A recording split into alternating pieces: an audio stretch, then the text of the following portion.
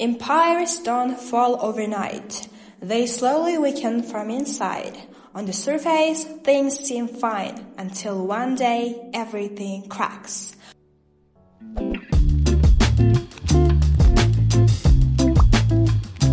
For years, the US built an economic system that powered global trade and finance.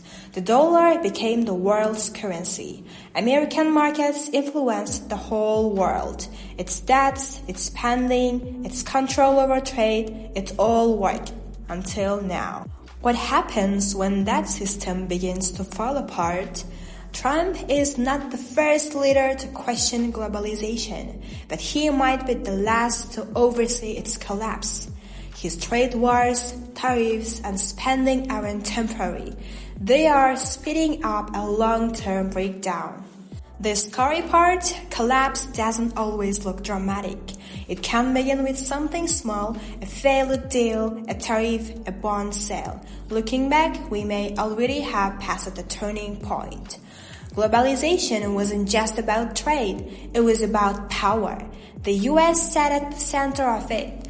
Trade deals opened foreign markets. The dollar became the base of global finance. Now, that system is falling apart. Trump's new term is pushing this breakdown faster. He brought back and expanded tariffs against China, Europe, Japan, and others. He says it's to protect US jobs, but in reality, it's isolating America. China is growing its Belt and Road project without US help. Europe is making new trade deals with Asia and Latin America. BRICS countries are using their own currencies more, not dollars. America's influence is shrinking. Trump thinks other countries will always need the US, but what if they don't? China and Europe are cutting US goods. Companies are moving supply chains away from the US, and central banks are holding fewer dollars. Trump's first term showed the world that the US could walk away from globalization. His second term is making that decision permanent. Global markets are adjusting, and the US is slowly losing its place at the center. The question now is, will the US even have a seat in the new system? Trade wars don't start with violence. They start with tariffs and paperwork. Now, Trump is raising those tariffs higher than ever. He wants a 10% tariff on everything coming into the US, and even more on goods from rivals. The idea is to bring jobs back home. The reality is different. Modern economies are global. American companies depend on parts and materials from all over the world. Tariffs make these imports more expensive. That means higher costs for businesses and for everyday people. Prices are rising on cars, groceries, and medicine. Inflation, which was slowing down, is now rising again. Farmers are being hit too. China, once a major buyer of US crops, has moved on. Soybean exports are still struggling from the last trade war. Another one might finish them off. Auto companies are warning of job cuts. Retailers expect price hikes before the next holiday season. And other countries are not staying quiet. They are fighting back. China has put tariffs back on US farm goods. Europe is targeting US tech and aviation. Japan and South Korea are strengthening trade with each other and with China. These changes are long-term. Last time, Trump gave farmers billions in aid to soften the blow. But now debt is higher and interest rates are rising. The US may not be able to afford another bailout. Exports are falling, companies are laying off workers, prices are going up again. Trump says tariffs protect American workers, but in a connected world, they often do the opposite. They hurt both sides, especially the US itself. History has shown us this before. In 1930, the US passed the Smoot-Hawley Tariff Act. It was meant to protect jobs. Instead, it deepened the Great Depression. It looks like we are repeating that mistake again. America's debt used to feel like a far-off issue, but now it's a real threat and it's growing fast. When Trump left office in 2021, the national debt had increased by $7.8 trillion.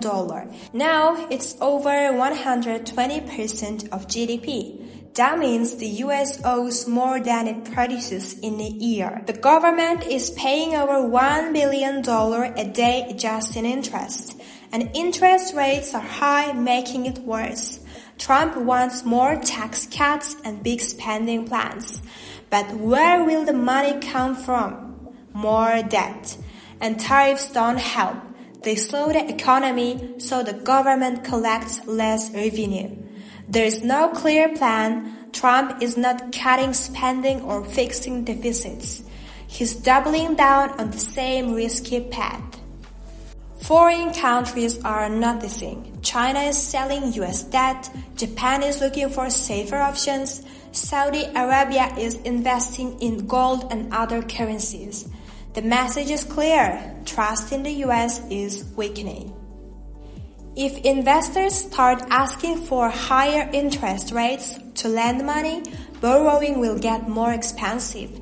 If the US tries to print money to pay debt, inflation will explode. Trump has even said, you never have to default because you print the money. But printing money doesn't solve problems. It creates bigger ones. Look at Argentina, Venezuela, Zimbabwe.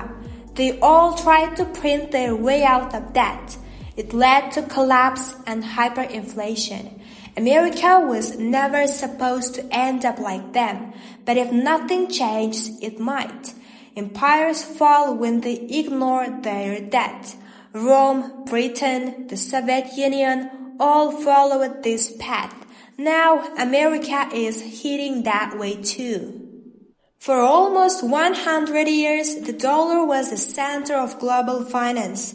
It was used in trade, stored in central banks, and trusted around the world. But that trust is fading. Even before Trump came back, countries were moving away from the dollar. Now his actions are making it happen faster. China and Russia now trade using their own currencies. BRICS nations are working on a new global currency. Saudi Arabia is selling oil in yuan. These are clear signs. The world is preparing for a future with less reliance on the dollar. Why? Because trust is being lost. America's huge debt and chaotic policies are worrying investors. The Fed is under political pressure. Printing more money is on the table. If confidence in the dollar drops, so does demand. If countries sell US debt, borrowing costs will rise. If a new reserve currency replaces the dollar, the US will face a major crisis. Imported goods will become expensive, debt payments will grow, markets will panic. This would not just be a recession. It would be the end of America's role as the world's economic leader. The last time this happened was after World War II. When the British pound lost its global role, Britain never recovered. The same could happen to the US. This collapse may not take centuries. It could happen in just a few years, and it may already have started. If the US chooses discipline and smart policy, the fall can slow. If it chooses isolation and endless spending, the fall will speed up. Ordinary Americans will suffer the most. They will face high prices, lost savings, and fewer opportunities. So now you know, if you want to stay ahead, subscribe to Samga. We help you understand what's happening and what comes next.